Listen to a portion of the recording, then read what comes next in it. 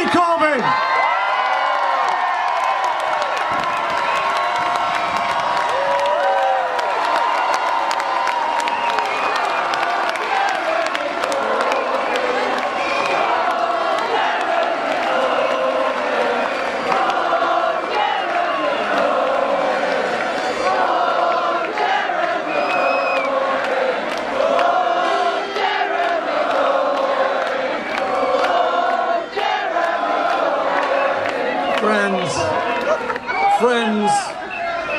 Friends, to love, to be loved, to never forget your own insignificance, to never get used to the unspeakable violence and the vulgar disparity of life around you, to seek joy in the saddest places, to pursue beauty to its lair, to never simplify what is complicated or complicate what is simple, to respect strength, never power, above all to watch, to try and understand, to never look away and never to forget.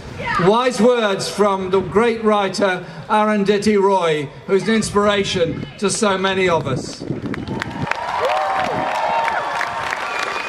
Thank you everyone for being here today. Thank you for the massive contribution you're all making to this event.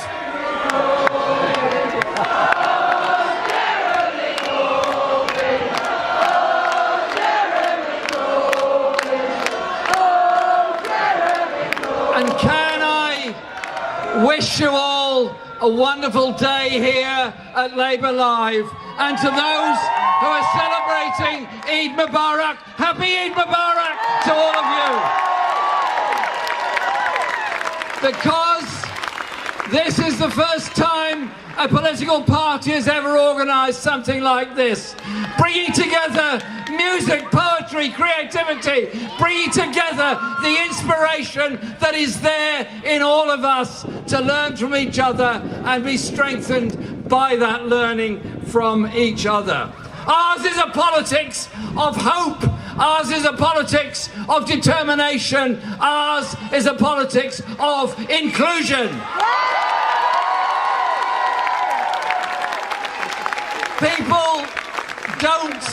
People don't lead their life in boxes. They lead their lives in many different and diverse ways. And what we're about is inspiring a movement of people that will recognise so much could be so much better in this country by bringing people together, not passing by on the other side. I don't want to live in a society that walks by on the other side and ignores the rough sleeper and those destined to a life of misery and early death on the cold streets of this country. And I tell you what, you go and talk to somebody who is sleeping rough at night. Ask them about their life. Ask them what happened to them in their life. Ask them what they want in their life. And you know what? They want to make that contribution. They've, yes, had problems and had hardship and had difficulties, but they want to make that contribution. There is wisdom there in those who are rough sleeping, just as much as there's wisdom in universities and colleges all around.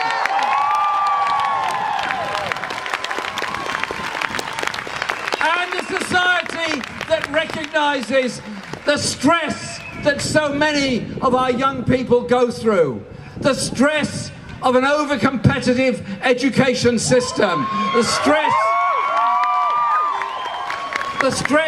of league tables, the stress of continually being told they're on the verge of being a failure. Well, in my book, nobody is a failure. We support everybody.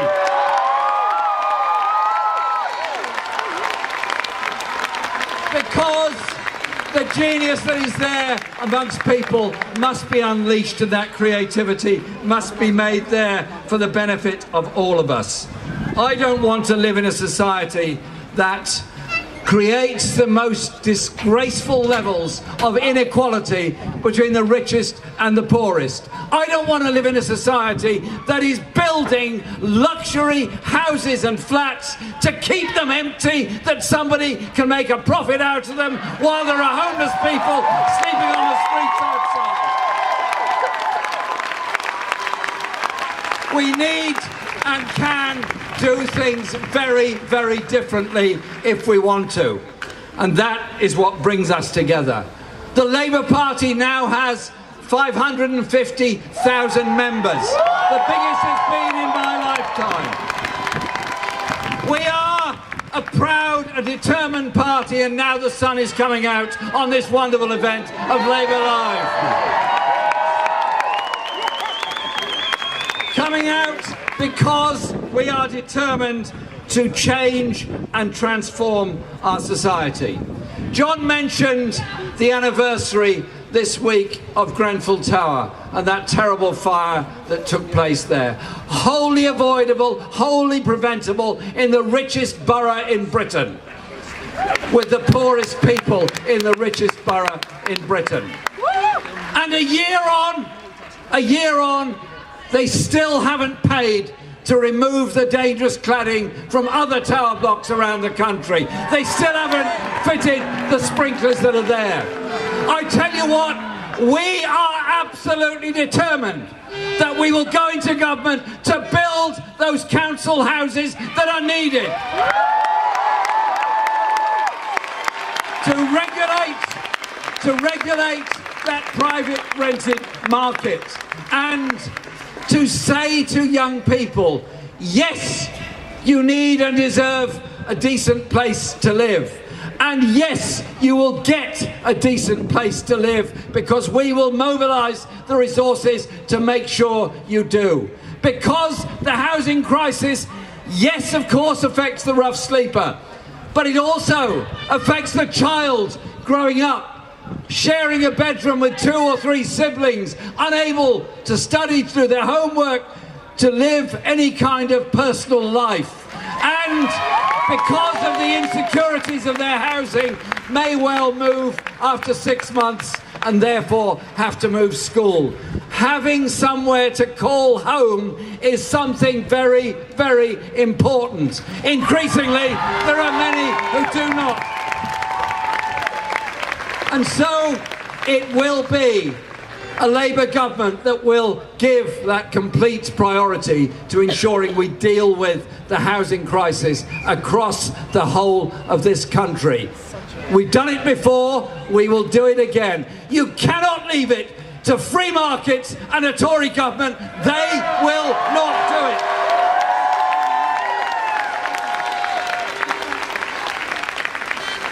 it. This year is the 70th anniversary of the greatest achievement of the Labour Party, the founding of our National Health Service.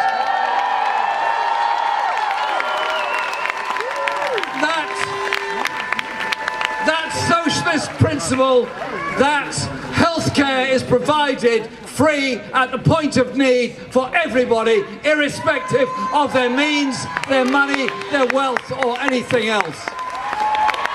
But a health service that is a vehicle for privatisation, a vehicle for contracting and profits to be made out of the NHS is not acceptable, is not what Nye Bevan envisaged, is not what we will allow as a Labour government. But we will also ensure that it's a health service that recognises the grotesque inequalities in this country. In one part of this borough of Haringey, there's a very good life expectancy. Not far over that way in Tottenham, it's a much lower life expectancy. You could say the same in Birmingham, the same in Newcastle, the same in Manchester, the same in Glasgow. We need to improve our health service and the health of our communities through cleaner air, through better housing, through less stress in society, which leads us to the mental health crisis we're in. And that mental health crisis is a crisis partly medical, of course, but it's also brought about by the stress in society. The stress of not knowing if your job will be there next week, not knowing if you can afford to eat properly this week, not knowing if you've got a voucher for a food bank. And a quarter of our population at some point in their life will have some kind of mental health crisis. Sadly, too many young people, particularly young men, take their own lives in desperation and in isolation. So we invest in mental health, of course, but we also change the way we live and the way we run our society. Because it is about how we look after and care for each other. Again, leaving it to markets won't do it, won't cut it. I'm proud that we have many people doing very well and achieving a great deal in our education service. I'm proud of the work and the stress that teachers suffer to achieve what they do in our education system. But I want to see it changed. I want to see it changed a lot. I want to see every 2-year-old getting the chance to go to preschool, nursery facilities free for 30 hours a week up to the age of 4. I want to see every nursery and primary school child getting a free school meal every day. Hungry children don't learn. But I also want to ensure that those going through school are able to develop themselves, and we appreciate the different skill levels and different ideas we've all got. But above all, not have a system that stifles the imagination and creativity out of our children. And so we will have an arts fund that will ensure every child in every school can learn a musical instrument and develop their creativity and their artistic endeavour. And the decision we made in the general election campaign was that we were prepared and will raise corporation tax up to 26 pence in the pound in order to pay for free college and university education for all. And the legacy of the next Labour government will be a national education service that takes the commodity out of education and puts the right to have an education into the hands of the entire community. Because we value everybody, that means we as a community have to invest in everybody. And it also means we remove this false division between those that get a skill, a vocational skill, and those that get an academic qualification. You need engineers, you need lawyers, you need electricians, you need plumbers, you need carpenters, and they should all be equally recognised for the value they make to our society. And that skilled education should be available as much to girls as it is to boys who can achieve everything that they can in society.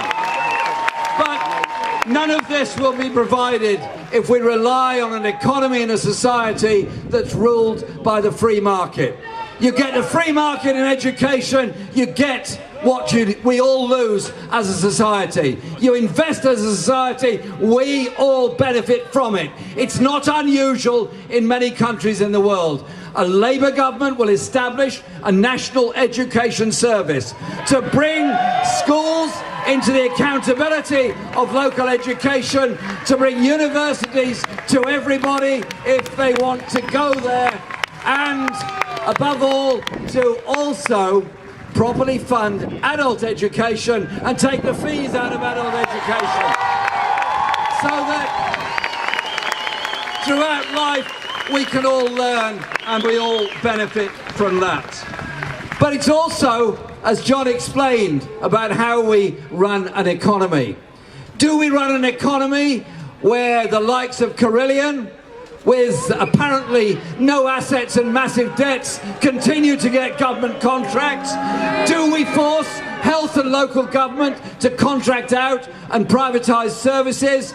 Do we allow our railways to be run by the private sector, our water industry, our mail service? Or do we say that under Labour, mail, rail and water will come back where they belong, into the public ownership, and that it will be democratic and it will be well run, and that we will harness the powers of investment open to government to establish a national investment bank for every part of the UK, and that national investment bank will invest in all parts of the country. Those that lost their jobs in the skilled industries that were destroyed by Margaret Thatcher and her government on that altar of free market have been replaced by the likes of Sport Direct, 0 hours contract, insecure work. What we will do is invest in long-term, secure, high-quality, decent employment with rights at work from day one of entering the workforce.